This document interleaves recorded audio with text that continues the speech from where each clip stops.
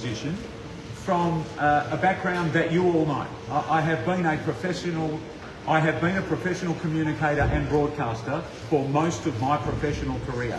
And that is a skill set that it is very clear to me is important for where we are today, not only as the Liberal Party, but where we are today in the state of Western Australian politics. And clearly articulating a message against this Labor government and their failings has never been more important, because this Labor government is letting West Australians down.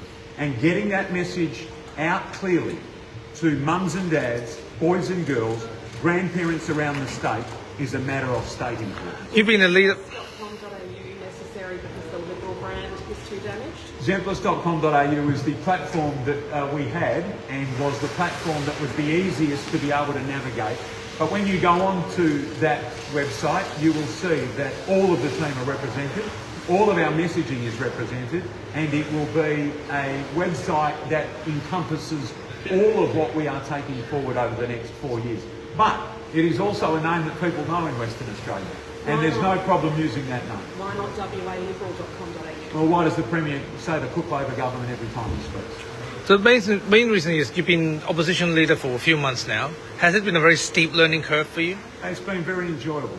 I've loved every moment of it, and working with people like this has been one of the great joys of my professional career, and I know that it's only going to get better and better. You went through all the issues during your speech: housing, safety in schools, domestic violence.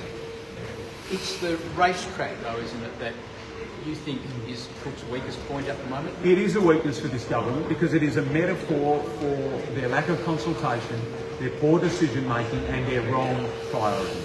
We all know what we've seen over the last month in Western Australia, highlighted by the team behind me. Chronic failures in health from this state government. They have had 9 years to have Western Australian health and hospitals in a better position, and they have failed the people of Western Australia. And while that's going on, they continue to prioritise a $217 million racetrack at Burswood. What could that money do for health?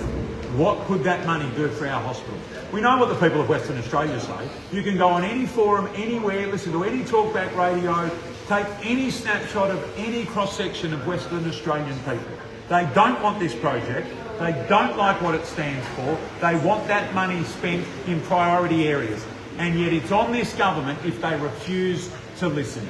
And not listening has become a hallmark of this state. On reducing emissions, you said we need to accept this or risk looking out of touch. Was that a message meant for Senator Cash sitting next to you on stage? All my messaging, as I said, is for the people of Western Australia. And I am well aware of what people in the community, from my extensive listening tour, from my extensive career as a broadcaster, I get to talk to lots of people.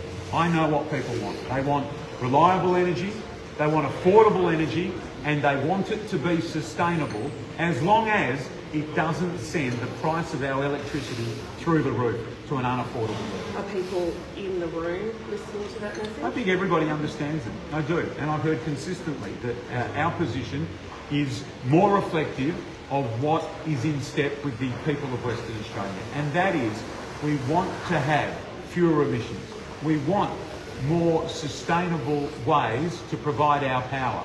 But we don't want it at the cost of keeping it reliable and at the cost of keeping bills down. Your federal colleagues are still arguing about the net zero thing. Do you believe that there's a split there, or are you able to convince them to be on your side? Look, one of the things that I mentioned in this presentation, or in this speech, is we are a democratic organisation. There are a range of views, and we welcome that. How magnificent it is to be a part of an organisation where people can come in and speak freely and represent their point of view. And from time to time there will be different focuses federally and state. But my focus is very, very clear on the bread and butter issues that matter to everyday West Australians, on the failings of this state government to provide for the people of Western Australia, despite the exorbitant riches that they have enjoyed from a better GST deal and incredible mining and resource royalties. So that is my focus, on the issues that matter to the everyday people of Western Australia. But on that issue with you and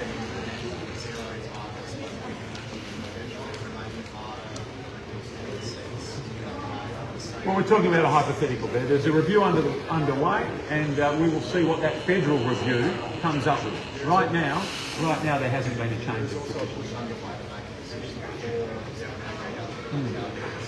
Yeah. Look, I think I'm pretty clear. I think when you see me, you know who I represent and what I represent. I represent the Liberal Party in Western Australia. I represent a position that is relevant to the people of Western Australia. That's who I'm here for, and that's what I'm here for.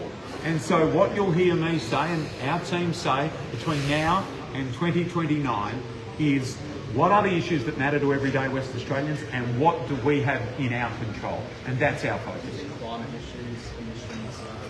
They are important. Of course they are. Of course they are. I have witnessed close hand 2 recent elections. We would be foolish not to heed the messages from those 2 elections. We are very clear on what the people of Western Australia want. They want reliable energy, they want it to be affordable, and they want it to be sustainable where possible, as long as it doesn't come at the expense of those first 2. We are well aware of that, and that is what we are working towards. You say what type of leadership is needed. Can you describe what that is? Well, I'd like to think that I am a communicator. I am someone who previously has demonstrated that I can get things done. I'd like to think that I am somebody who can work very well with the team, encourage those in our team to be the best that they can be. It's a very collaborative style, and it's a style that has served us very well over the first 6 months of the 42nd Parliament of Western Australia. Judge us on results. Judge us on what we have been able to expose and the attention that we have been able to bring on the failings of this Labor government. Our message is strong.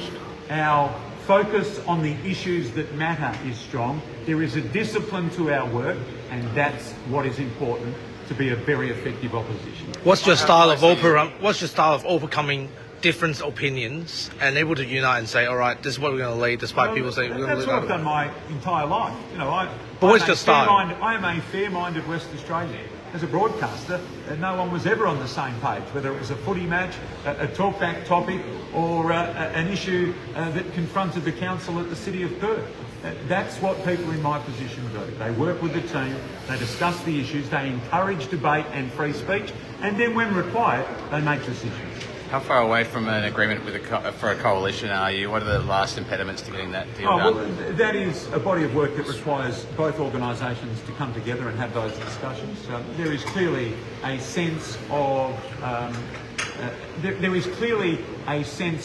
it should be considered fully, and we understand that history tells us we have been strong together in government, working as a coalition. So obviously, it remains eminently sensible that we consider that in the lead up to the 2029 election. It's on the table, but we won't be rushed into a decision on somebody else's timeline. It will be a decision that is made on the Liberal Party's timeline. You say that part of your leadership is about, listening and then making decisions. Is that a message that the membership of the Liberal Party needs to start getting on board once decisions are made, instead of continuing to debate issues? Debate is healthy and always encouraged, and a range of diverse opinions is also always encouraged, because that's how we get better, and that's how we represent the views of the many in the electorate that we are seeking to represent. So that will never be discouraged in the Liberal Party that I'm a part of. It will never be discouraged by the team behind me. But we notice, but we accept that when decisions are made, and if it is made in the best interests of moving forward and presenting as a united, cohesive team that can be the next government of Western Australia, that's what we'll do, because we are a disciplined, cohesive team. Last question. The need for clear communication of an alternative government. That you've said that the policy detail can wait. Yeah. How long does the policy detail wait? When do you announce policies? Well, even the announcement of when we will announce the policies, yes, this might not surprise you, will be an announcement that we will make on our timetable. But I'll give you one policy. We would scrap the Burswood Park racetrack today. We would reinvest that $217.5 million into the urgent needs of our hospital system. We wouldn't wait, we wouldn't argue, we wouldn't push back. We would say, we've listened, you don't want it, that money is going into our hospitals. We would do that today. You've spoken a lot about communication being your number one focus. Is that an indication communication that was, you see that as the biggest problem with the last two campaigns? I'm looking forward, not back. It's certainly going to be a big focus to what we do and how we communicate our message. And I think it's clear to everybody that the landscape politically has changed. I mean, you all see what happens on social media. You see how active we are in that space. That is a part of the modern political landscape. And if I can bring my skills to assist those endeavours and the prosecution of that messaging, then obviously that is what I am here to do, and do so very willingly. Is it more important than policy? Everything is important on this journey. All of it is important. Libby Metton's on a parliamentary tour in Europe, but her not being here, you say you're a united team. Only 5 months after you replaced her, have all those wounds truly? You heard what I said. You heard what I said. The opposition were rubbing their, the government were rubbing their hands together on the first day of Parliament. They've not gone near that since, because we are working. I mean, they did just last week in Parliament. There were interjections of the poll. They do still pick at that scab. Well, they're not doing a very good job of it, because I didn't hear it, and I'm sitting about 10 metres away. That is gone. It is not an issue. Libby has been a tremendous deputy leader and has worked with all of those of us who are new into the parliamentary space magnificently to help fast track our learning. I've got nothing but the greatest of respect for her, and I look forward to working with her to get the Liberal Party into government in 2029, and that's exactly what we're planning to do. You mentioned the need for $1 million in 4 years. Does the Liberal Party have a money problem? And that's a fundraising target. It's incumbent on all parliamentarians, as it is members and supporters and everybody in the community who believe in a cause, to get involved and do their bit. And I'm really pleased and proud that our parliamentary team has committed to contributing to that fundraising effort. Please, you'll understand that we've got a panel that we've got to get to, so thanks everyone for being here. Thanks guys. Thanks everyone. Thank you. Great.